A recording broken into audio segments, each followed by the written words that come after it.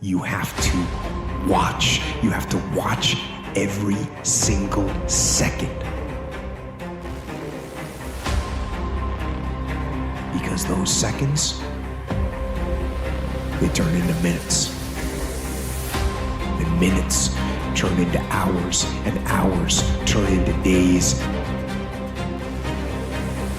There are times when you wake up and you feel like you're winning. You're just not motivated. You just don't feel like you have it today. Maybe you should skip the gym. Maybe you should just call it a day. Maybe you should throw in the towel. Maybe you should give up. But the fact that there's a maybe lets you know that you shouldn't.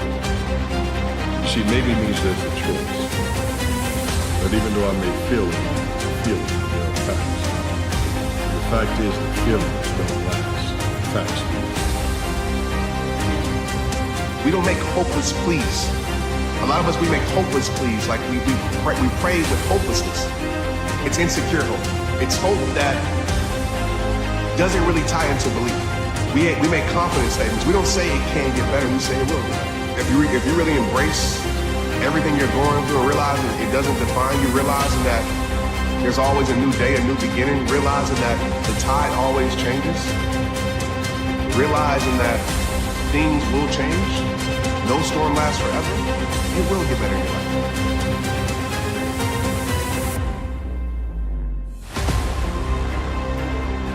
Plan gonna happen.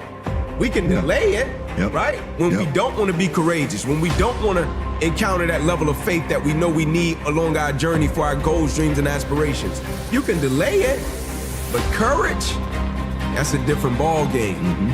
That's pressing forward in the face of opposition, adversity, uncertainty. Different ball game, but the question remains, do you remember who you were before the world told you who you should be? That's the essence of courage to me.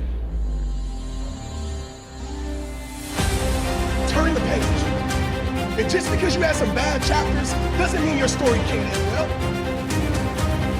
Turn the page. What is your wake-up call? What is enslaving you?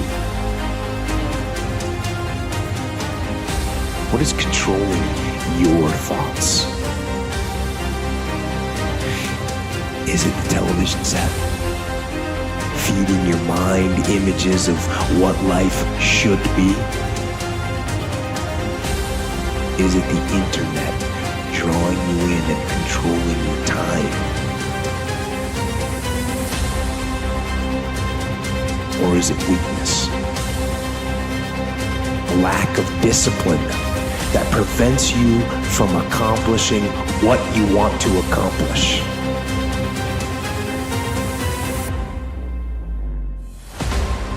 It's important for lost young people, male and female alike, to develop a vision and take on some responsibility and understand that they have a vital role to play in the world, that the lack of their best hurts everything. And I think that's true.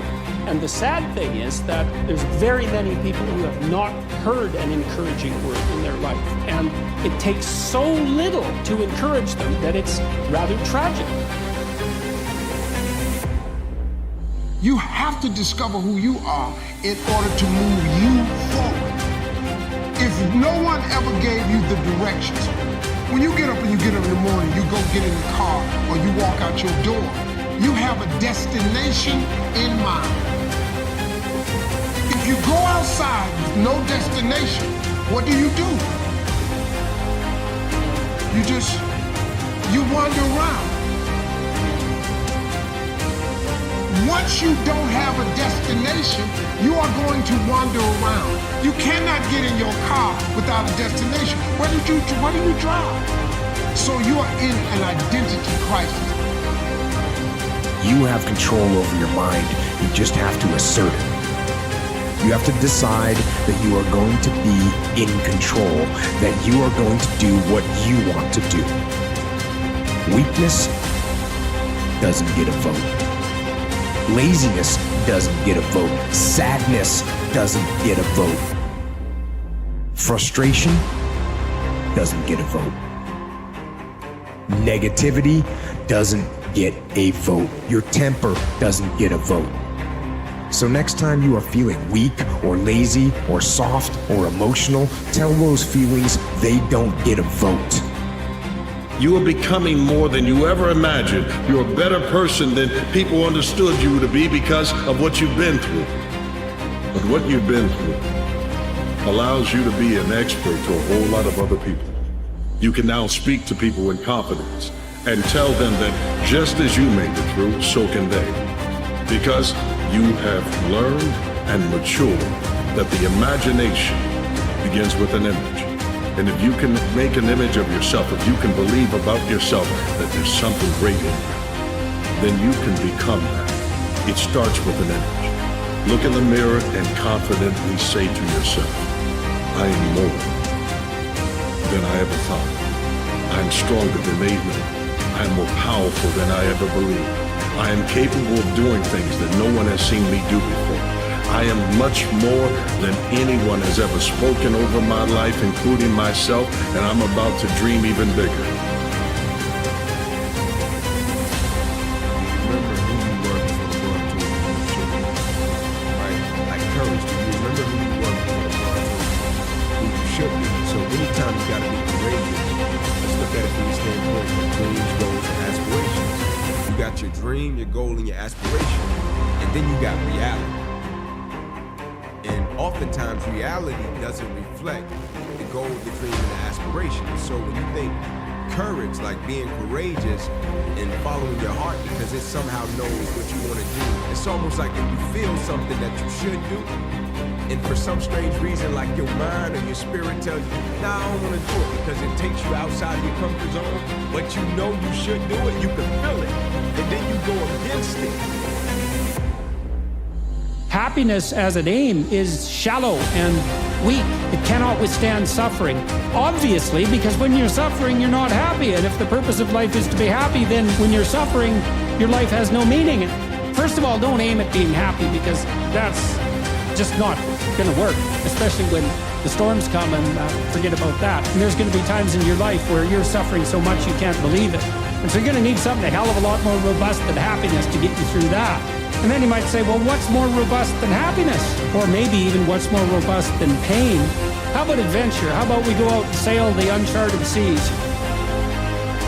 The first way to get focus is to find purpose. The way to find purpose is you must identify what it is that you have to be purposeful in. Right when you are struggling with what to do, who you are, what's your next move, you are in an identity crisis. You are struggling with just who you are. See, you have not discovered who you are.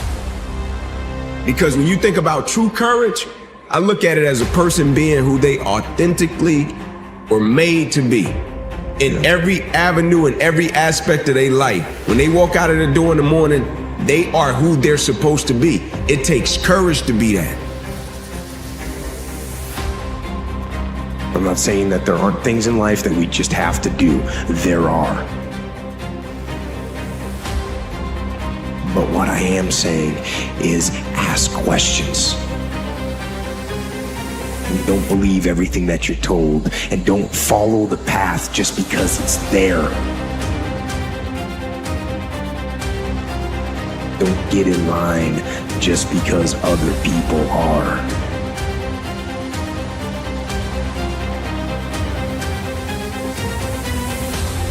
Those times when you get up early and you work hard, those times when you stay up late and you work hard, those times when you don't feel like working, you're too tired, you don't want to push yourself, but you do it anyway. That is actually the dream. That's the dream. It's not the destination, it's the journey. Here's what you should know about winning before you chase it. Winning's not loyal to you. It doesn't care about you. Winning doesn't care how sore you are. Winning doesn't care how much sleep you get. Winning doesn't care how hard you work at times. Winning requires all of you and then more, and it promises you nothing. It's a mastermind of creating fear and doubt in your mind. It causes setback after setback. So the question is about winning. Are you willing to sprint when the distance is unknown? And why chase this thing called winning? Because the only thing that's guaranteed in life, if you don't chase it, is losing.